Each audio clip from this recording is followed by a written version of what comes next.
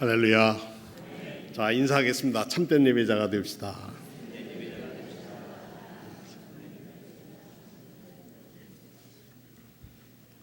로마서 6장 22절과 23절에 그러나 이제 너희는 죄로부터 해방되고 하나님께 종이 되었던 거룩함에 이르는 열매를 맺었으니 그 마지막은 영생이라. 죄의 삭은 사망이요 하나님의 은사는 그리스도 예수 우리 주 안에 있는 영생이니라. 아멘. 구원이라고 하는 것은 우리가 예수를 믿는 가장 중요한 이유입니다. 구원받기 위하여 우리가 예수를 그리스도로 믿습니다. 그래서 나사렛 예수를 그리스도 메시아 우리를 구원해 주실 그분이라고 믿는 사람들에게는 가지고 있는 구원에 대한 확신을 갖고 살아야 합니다. 그 구원을 이루기 위해서 예수께서는 십자가에 못 박혀 죽으시고 사흘 만에 부활하시고 승천하셨고 다시 오시겠다고 약속하셨습니다. 대개 주일은 사순절에서 이리 빼는 이유는 주일은 부활의 날이고 기쁨의 날입니다.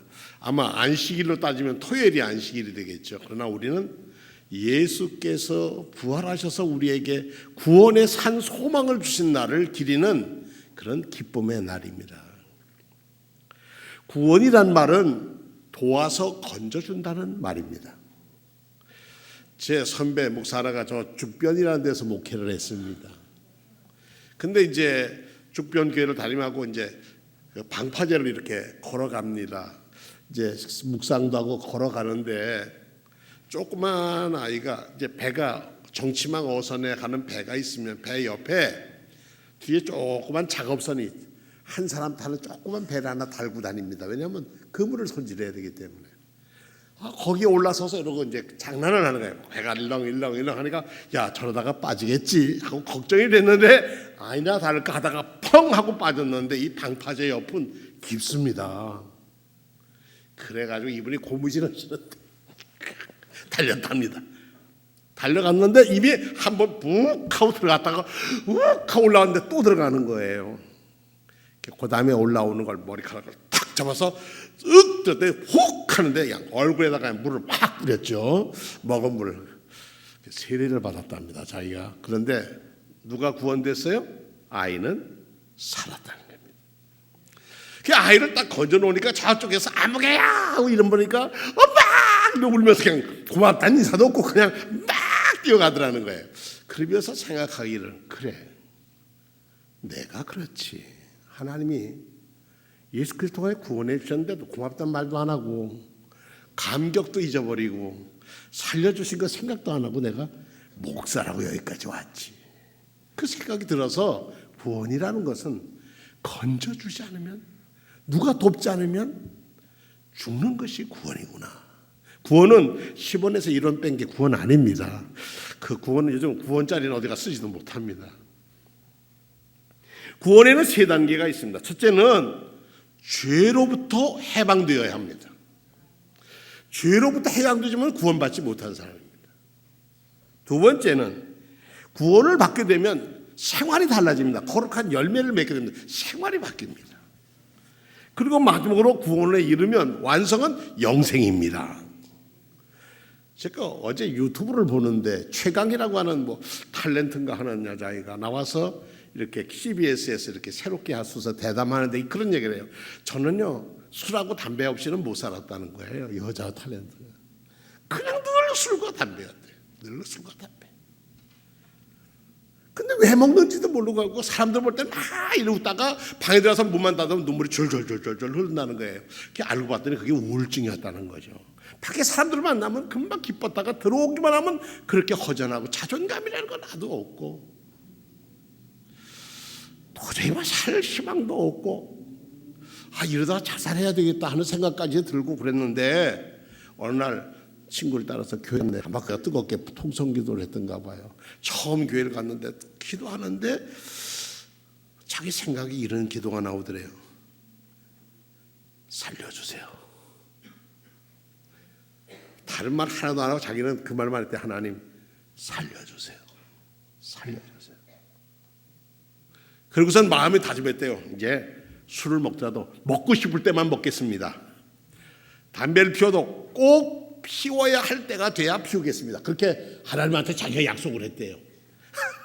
그리고 이제 집에 왔는데 또 항상 자기 방에 술이 술을 딱 먹으려고 그럴 때 그런 생각이 들대요. 이건 내가 지금 먹어야 할 때인가? 아니야, 좀 이따 먹자. 그러고 내려놨대요. 그래서 담배를 입에 불라고 담배를 들었는데 내가 지금 담배를 피워야 할 때인가? 좀 더 이따 피우자. 그러다 보니까 어느 날 자기가 담배를 끊고 술을 끊었더라는 겁니다. 할렐루야. 생활이 바뀌었더라는 거예요.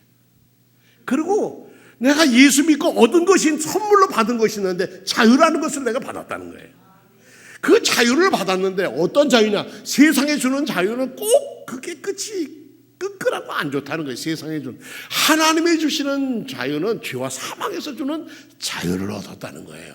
내가 이렇게 기쁜 생활을 하게 됐다. 구원받은 거죠. 자기가 그렇게 좋아하던 술, 담배에서 자기는 하나님 그저 내가 술 먹고 싶을 때만 먹겠습니다라고 약속을 했는데 하나님은 아예 가까이 하지 않게 그의 마음과 생각을 붙들으셨다는 겁니다. 구원이라는 것은 한 개인과 하나님과의 만남입니다. 우리는 당신 예수 믿고 구원받았습니까? 이렇게 얘기하지만 영어로 얘기하면 좀 다릅니다. 영어는 당신은 하나님과 어떤 관계에 있습니까? 이렇게 묻습니다. 그러니까 퍼스널 릴레이션십이라는 것은 인간적인 관계, 하나님과 당신과 인격적인 관계가 어떻게 맺었어요? 이렇게 묻는단 말입니다. 우리말하고 조금 표현이 달라요. 이유는 구원은 개인적인 문제이기 때문에 그렇습니다. 내 자신이 구원받았다는 확신이 없으면 나는 언제나 버리운 자고 자존감이 떨어질 수밖에 없고 주의 그늘에서 아직도 헤매는 사람이게 됩니다. 모든 관계가 그렇습니다. 1대1의 관계도 그렇습니다. 개인적인 만남에서 시작하고 그렇게 해서 살아갑니다. 제가 어제 저녁 잠들 때 생각해 봤습니다. 제가 제 아내를 어떻게 만났나? 뭐라고 내가 얘기했나? 저 사람이 그래도 저를 따라와서 결혼한다고 했는데 그 생각을 해봤습니다. 근데 별 얘기가 아니에요. 문제는 뭐예요? 진심으로 다가가는 거예요. 우리가 예배를 드린다는 건 영과 진리로 예배를 드립시다. 참된 예배자가 됩시다 하는 얘기는 진실함으로 하나님을 만나러 오시는 거예요. 그래서 이곳에서 성경을 통해서 만나고 형제들의 우애 속에서도 만나고 설교 속에서도 만나고 찬양대 찬송 속에서도 만나고 여러분이 드리는 기도 속에서도 누굴 만난다고요? 구원의 주 하나님을 만나는 줄로 믿습니다. 그래서 하나님 앞에 예배드리는 것은 언제나 이것은 개인적인 겁니다. 하나님 앞에 살아계신 앞에 내가 서 있다. 내가 하나님께 예배드리러 왔다라고 하는 마음이 전제되어야 예배가 되는 겁니다. 지존하신 보좌 앞에 무릎 꿇고 경배한다고 하는 보험성가가 있죠. 두려워서 떠는 자를 구원하여 주신다는 찬송도 있죠. 우리가 주의 이름을 부를 때 그분은 우리에게 가까이 오셔서 두려워 떨고 아직 어둠에 맺고 사망의 음침한 골짜기 있는 우리를 붙드셔서 죄의 장벽, 두려움의 장벽을 넘어뜨려서 내가 네 손을 잡고 있다 하는 것을 들려주십니다. 지구에는 수많은 사람이 살고 있습니다. 지구 인구가 얼마나 될까요? 아는 사람 하나님밖에 없을 것 같아요. 대충 학자들 얘기하기에는 지구 인구는 75억이라고 얘기합니다. 보통 75억이 지구 인구. 그러면 하나님이 날 산 건 75억 분의 1로 사랑하시는가? 아닙니다. 성경에 가르쳐주신 하나님이 세상을 사랑하고 나를 사랑하신다는 것은 어거스틴이라는 분은 이렇게 얘기했어요. 하나님은 이 세상에 나 하나밖에 없는 것처럼 나를 사랑하신다. 75명분의 한 명으로 사랑하는 게 아니라 이 세상에 이 지구상에 나 한 사람밖에 없는 것으로 알고 사랑하신다는 거예요. 구체적으로 사랑하신다는 겁니다. 구체적으로 구원하신다는 겁니다. 그래서 예수께서도 그랬어요. 비유를 하시기에 어떤 사람이 양을 치는데 한 마리 잃어버렸단다. 100마리 중에. 근데 9마리를 놔두고 한 마리를 찾아서 나갔다. 그 한 마리가 99분의 1이 아니라는 거예요. 100분의 1, 100에 다 모든 것의 모든 것이라고 한 마리 양이 모든 양이라고 하는 생각으로 끌어안고 구원한다는 겁니다. 하나님의 마음이 그렇다는 겁니다. 그러면 그게 어떻게 가능할까? 75억 분의 1분은 사랑을 나누셔도 하나님 사랑에 75억 개 중에 하나를 나눠서 나를 사랑했겠지. 그렇게 계산을 할 수도 없다는 얘기예요. 하나님이 이제 자녀들이, 여러분의 자녀들이 두 아들이 있으면 두 아들에게 재산을 나눠주고 뭐 나눠줄 때는 똑같이, 거의 뭐 똑같이 사랑하는 마음으로 다 나눠줍니다. 사랑이란 뭐 큰 아들이나 작은 아들이나 똑같이 사랑합니다. 하나님의 사랑도 그렇습니다. 구원은 우선적으로 내가 하나님과의 개인적인 관계를 맺고 그 앞에 그 관계 안에서 살아가게 되는 겁니다. 이게 첫째, 죄의 길에서 벗어나는 겁니다. 믿음으로 의롭다함을 얻는 겁니다. 나에게 있어 가장 중요하고 우선적인 일은 내가 사탄과 죄의 노예로부터 내가 해방되어서 이제 내가 새 사람이 됐다는 것을 의식할 때 우리는 성화되어 갑니다. 거룩해지는 생활의 변화가 옵니다. 그리고 그 영생을 맛보며 진리의 길을 따라가다 보니까 뭐가 됩니까? 영생에 이르더란 말입니다. 이것이 구원입니다. 구원은 하루아침에 얻어지는 것이 아닙니다. 구원은 과정을 통해서 온전하게 완성되어 가는 겁니다.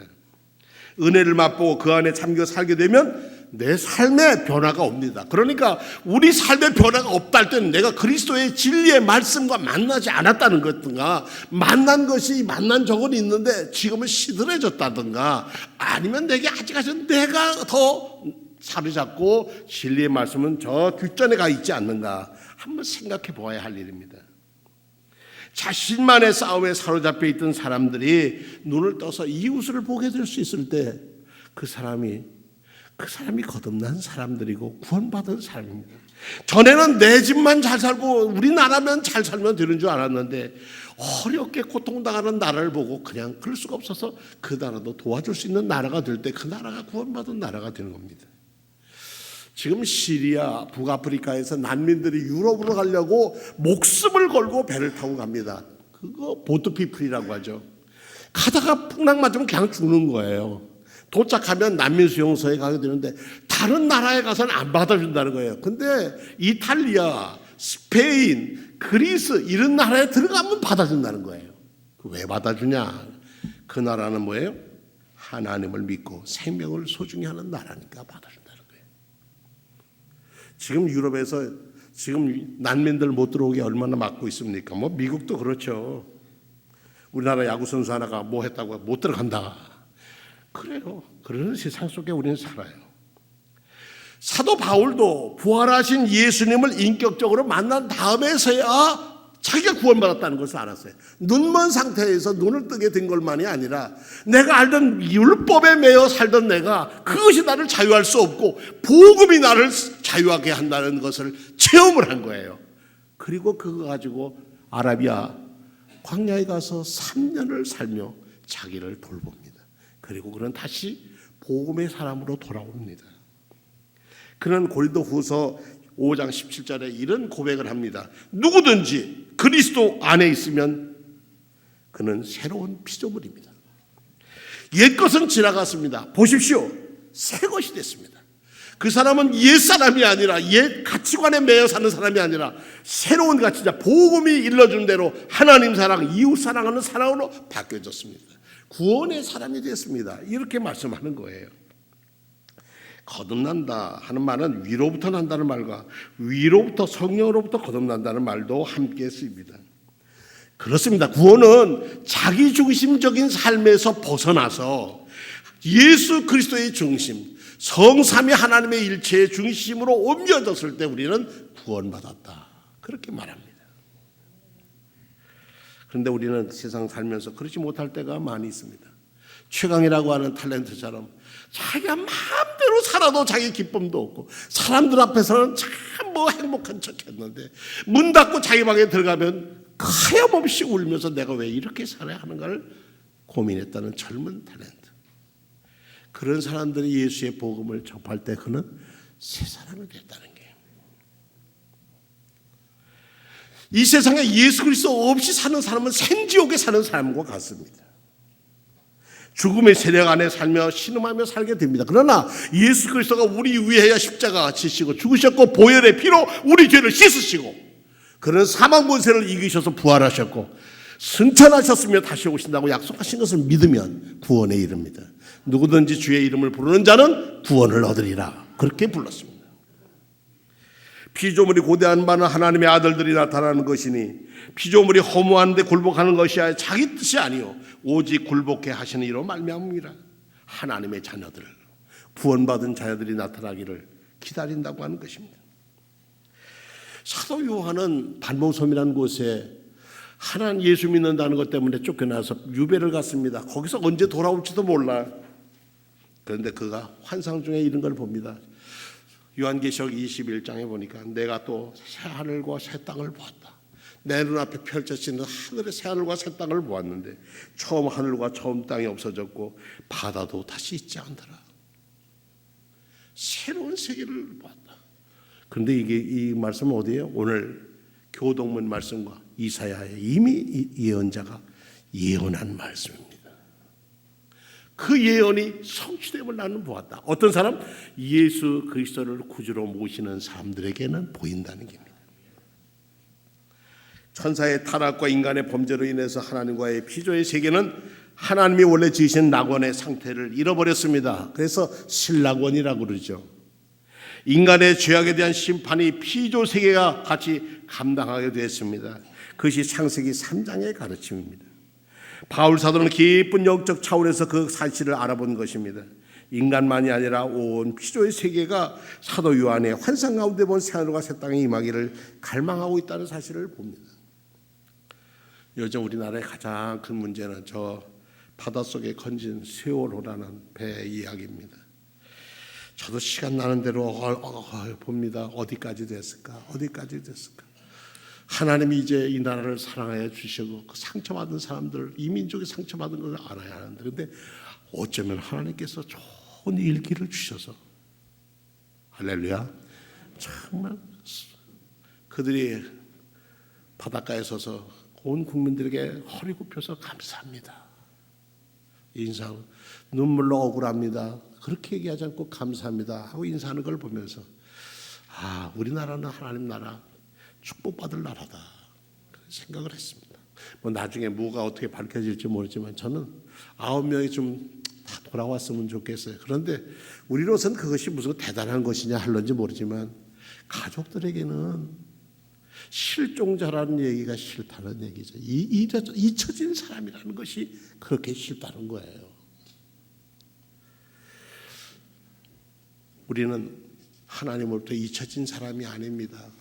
구원받은 하나님의 자녀인 줄로 믿습니다. 그러기에 이 자리에 있습니다. 그러면 구원받은 사람은 해야 할 일이 뭘까? 구원받지 못한 사람을 돌볼 줄 알아야 합니다. 우리가 가장 큰 돌봄은 우리의 부모님들이 예수 믿게 하는 일입니다. 그래서 우리 부모님들이 예수 믿고 구원받아서 천국 가게 하는 거 우리가 해야 할 일 중에 하나입니다. 또 하나는 우리의 자녀들이 믿음 안에서 살아서 정말 하늘의 기쁨과 참 자유를 맛보고 이 땅에 살 수 있도록 이끌어주고 기도해 주는 것 우리의 사명입니다. 내 시대가 평안할 것이며 하나님에 의해 주시는 시대가 평안할 것이며 여호와를 경외하는 것이 내게 복이라고 그랬어요. 재물이고 보화라고 그랬습니다. 보화는 이렇게 물건이 보아야 보화가 아니라 믿음이 보화라고 하는 것입니다. 하나님의 나라는 먹는 일과 마시는 일이 아니라 성령 안에서 누리는 의와 평화와 기쁨이라고 했습니다. 예수 그리스도 안에 머물러 살면 의와 평화와 기쁨을 맛볼 수 있게 된다는 것입니다. 봄은 오듯이 우리 마음에서 성령의 계절을 임하셔서 사순절 이제 봄을 기다리는 날을 가지고 다가오고 있습니다. 죄로부터 자유하기는 했지만 때론 죄에 넘어지는 자신의 연약함으로 인해서 우리는 속상해하고 신음하기도 합니다. 때로는 거룩함의 열매를 맺고 하나님의 자녀로 살지만 때로는 넘어져서 세상의 칠흑탕 속에 빠져있는 우리 자신의 영혼의 모습도 봅니다. 때로는 구원의 성령의 열매를 맺으며 사는 것 같지만 수많은 날이 내 욕심과 내 욕정에 사로잡혀 사는데 불쌍한 내 영을 봅니다. 이럴 때 바울 사도는 이렇게 고백했습니다. 오라 곤고한 사람이로다. 누가 이 사망의 몸에서 나를 건져내랴. 난 정말 죽을 것 같은 고민을 하고 있다. 그러나 그 고민 해결할 수 있는 게 뭐냐? 우리 주 예수 그리스도 그분만이 나의 구주시라고 고백합니다. 내가 들으니 보좌에서 큰 음성이 나서 이르되 보라 하나님의 장막이 사람들과 함께 있음에 하나님이 그들과 함께 계시니 그들은 하나님의 백성이 되고 하나님은 친히 그들과 함께 계셔서 모든 눈물을 그 눈에서 닦아주시니 다시는 사망이 없고 애통하는 것이나 곡하는 것이나 아픈 것이 다시 있지 아니니 처음 것들은 다 지나갔습니다. 구원받은 자에겐 처음 예전 것은 다 지나가고 구원받은 하나님의 자녀로 이어져 가야 한다는 것입니다. 얼마 전에 아직까지도 전동촌에 가면 구제역이라든지 뭐 다른 것 때문에 그 정말 가족처럼 키운 짐승들을 살처분하는 모습을 보면 얼마나 마음 아팠습니까? 땅이 다량 생산을 위해서 이익을 추구하기 위해서 가축을 키우고 하다 보니까 여러 가지 질병으로 오는 여러 가지 모습으로 우리 아픔을 겪었습니다. 구원이라는 것은 우리의 영혼만의 구원이 아니라 이 땅도 구원해야 되고 바다도 구원돼야 되고 그리고 모든 삶의 관계가 회복되어야 하는 것인데 어떻게 하나님의 지으신 형상대로 하나님이 보시기에 좋았다라 하는 대로 회복되는 것이 온전한 이 우주의 구원이라고 하는 것입니다. 하나님의 이 구원의 드라마를 위해서 우리를 부르셨습니다. 그래서 오늘 복음을 들고 구원을 전하라고 말씀하십니다. 우리가 보이지 않는 것을 보이는 것만 바라면 무슨 소망이 있겠습니까? 우리가 보이지 않는 것을 바라면 참으면서 기다려야 한다고 하는 겁니다.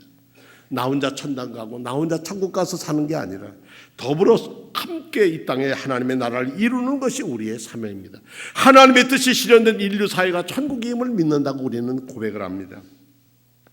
우리의 오늘의 전도지 한 장이 이거 들고 예수 믿으십시오 하고 손을 내미는 손이 참 어려울 겁니다. 그러나 믿음으로 내밀면 주님께서 내미는 여러분의 손을 붙드실 것이고 구원의 확신을 주실 것이고 하나님의 능력이 여러분을 붙드실 줄로 믿습니다.